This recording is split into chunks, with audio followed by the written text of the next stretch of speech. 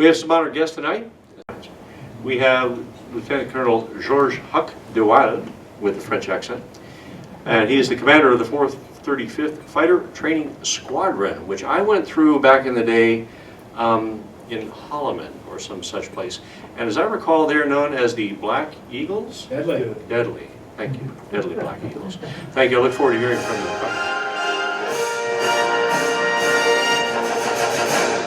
Guest speaker's up next. Let's see who that is. Let's see, Huck. You're first on the deck. Huck's going to just wing this. It's going to be pretty good, though. I think he knows what he's talking about. Huck? Thank you. Alien, thanks very much for the invite to have me come out here. And to the entire group, I really appreciate the opportunity to come and talk to everybody. It's humbling to see all of the experience in the room, and knowing what we're going to talk about here in just a second.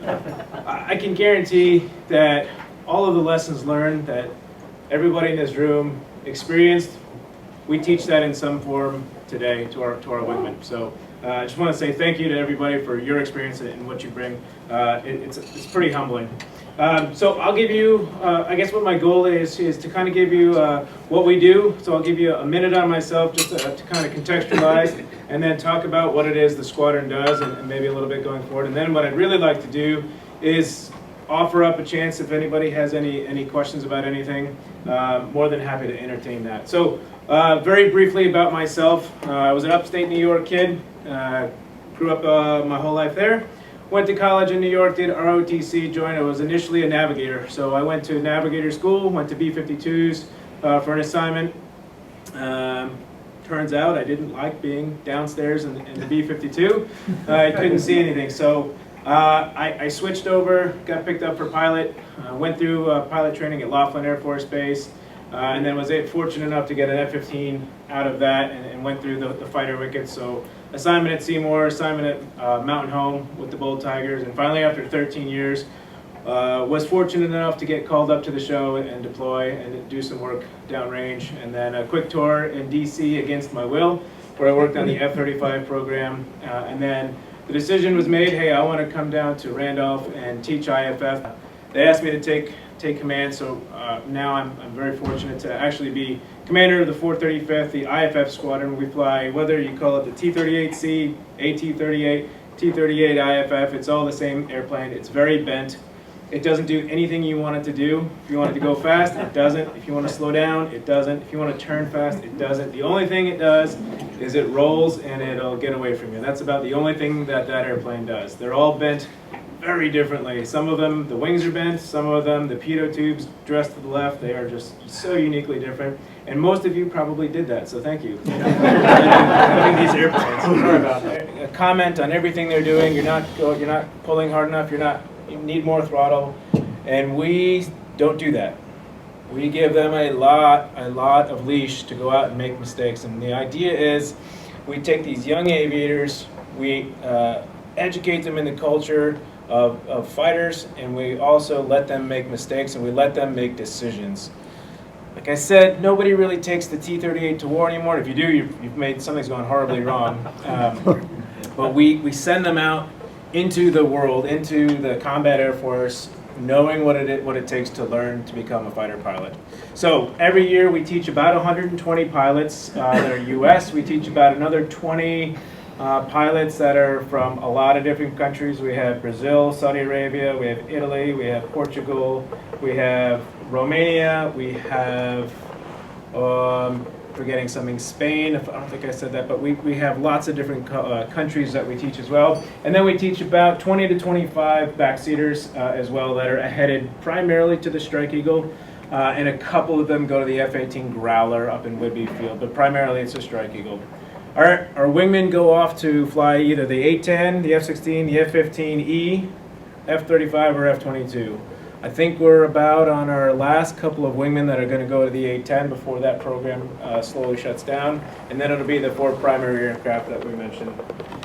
What has been so successful about this program has been being able to build on the lessons that you guys taught us, as well as just the years and years and years of success in doing what we do. That was all great for everything that we did in the past, and as we know, the newest threat is different, right? I would like to just offer up if there's any pointed questions or if there's anything that I can answer in terms of the training, the wingmen, the instructors, the mission, anything we do. I'm more than happy to answer any kind of questions. Sir. First of all, thanks for being here tonight. We really appreciate you coming down. My question is twofold. One, UPT gave way to SUPT, which gave way to UPT 2.0, 2.5, whatever version it is now. For us, could you articulate what that process, what UPT looks like today? And the second is, what's good that you see about it, and what are some of the drawbacks that you see? Okay, so UPT today is still a two aircraft, for the most part, two aircraft system. You go from T6s, which is primary. The difference is, though, now you get your wings after T6. And then you go on to your follow-on, either the T1 for Mobility Air Force, or you go on to the T-38 for Fighter Bomber Track. But now you go as a graduate wearing wings, and then you go IFF if you go fighters, or you go up to your bomber if you do that. That is all changing. There is a lot of different trials, a lot of different experiments going on right now with what undergraduate pilot training looks like, whether it's done in the military bases, as all of us experience, or out in the civilian world. There's a couple of tests out there to change what that is, give them more hours, different hours, kind of isolate maybe some of the instrument training to that, so that when they do get to the military aircraft, they can focus on more of the military flying thing without having to repeat some of the same things from T6s to T38s, for example. If you can learn the theory is, if you can learn instruments out in a civilian world, we don't need to waste our gas and our money and our instructors here doing that.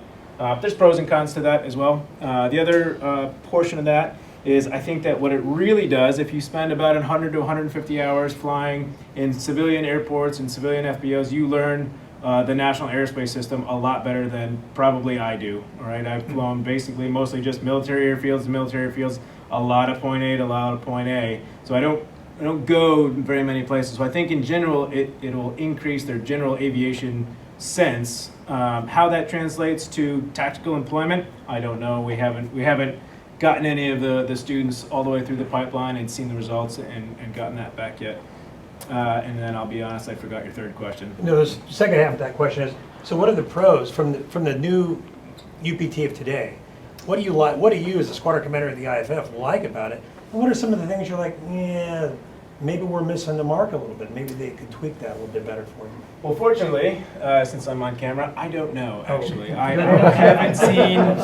haven't seen, we just haven't seen it yet. We've seen a lot of trials.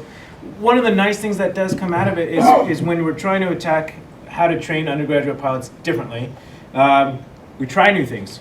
We try, we fail, we try, we succeed. So we are changing some instructional models, not we, they, other people are trying to change instruction models, utilizing new technology, new methods. You know, the old everybody starts in the flight room together and goes through together, built a lot of camaraderie, but maybe in that flight room, maybe you had some fast swimmers and some slow swimmers, and what this new model does is I think it kind of right speeds or tempers the speed appropriate for the individual student's success. I think that's one of the things that they're hoping to prove with this concept. What do I like about it is probably that, is maybe learning some new instructional techniques. As we all know, as we go through and try new things, there's always a better way of doing it, but you don't know until you try it. So I like that aspect of it. I think what I don't like is I don't know. It's hard for me to want to give up military instructors instructing, but again, it goes back to that first thing. Maybe there's a better way, and we just don't know it. So I think that could be something good that comes out of it. I think the other thing that the Air Force is looking at is that this is a way to make more. You know, reasons why we won World War II, industrialization, we were able to outproduce everything tenfold. I think what we're realizing is that we need more. We just need more pilots. We need more of everything. And so I think what they're hoping to do with this new model, or the several new models that they're trying, is find out how can we make more and have increase our strategic reserve of aviators, which is important. Sure. Thank you. Huck, I have a big question. My time as a T-38 instructor and T-37 student, what I found was that the one-track system worked best, because although there were guys who didn't make it through tweets, there were guys who came into T-38s having been average in tweets, and then when they got to 38 for whatever reason, they caught on fire. And there were also kids who came from the tweet as ace of the base and stagnated in T-38s. So I thought the program we had back then, where we made the fighter bomber cut early on, but still in the T-38 phase, gave people an opportunity to show what they really could do. So I think that it's been convenient for the Air Force and easier for the Air Force to make that cut earlier than they did back then. I think it's unfortunate they lost that opportunity. Do you think that they may go back that way, or are they just moving more toward mass production? I'm afraid to call it mass production. That has a kind of a quality cut connotation to it. I don't think that's anybody's goal. I do think that one of the possibles is a single track, and it could be this new future of UPT model where they learn out in the civilian world and then they maybe come into the military system and apply the T7. I think you're going to be looking at I think one of the proposals is a single track with maybe some off ramps along the way, but a single track from start to finish, which would standardize some of the training. Huck, in the interim, the 560th who does 38 instructor training, and you guys who do the IFF training, as we get closer and closer to maybe getting this T7, there's going to be less and less need for the 38. So you guys are going to combine, I hear? That's on the table. There's a couple of COAs that are out there where one of them is that we combine.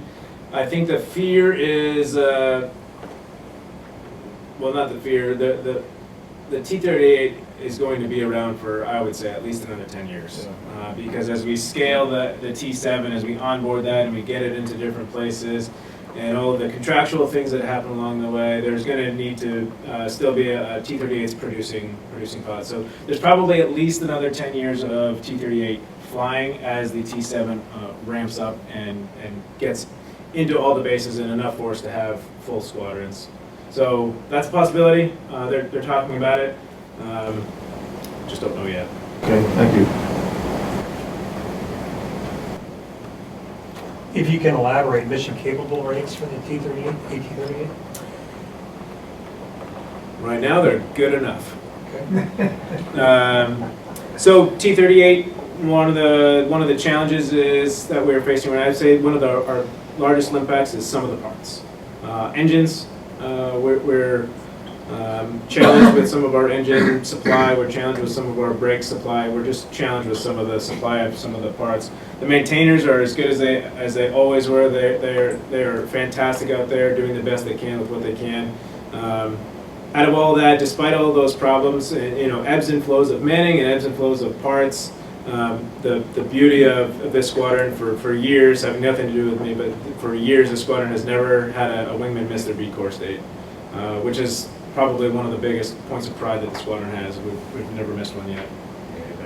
All right. Thank you. So a toast to our guests, even though they have yet Flight Captain, Mr. Provost Marshal. I propose a toast to our honored guest.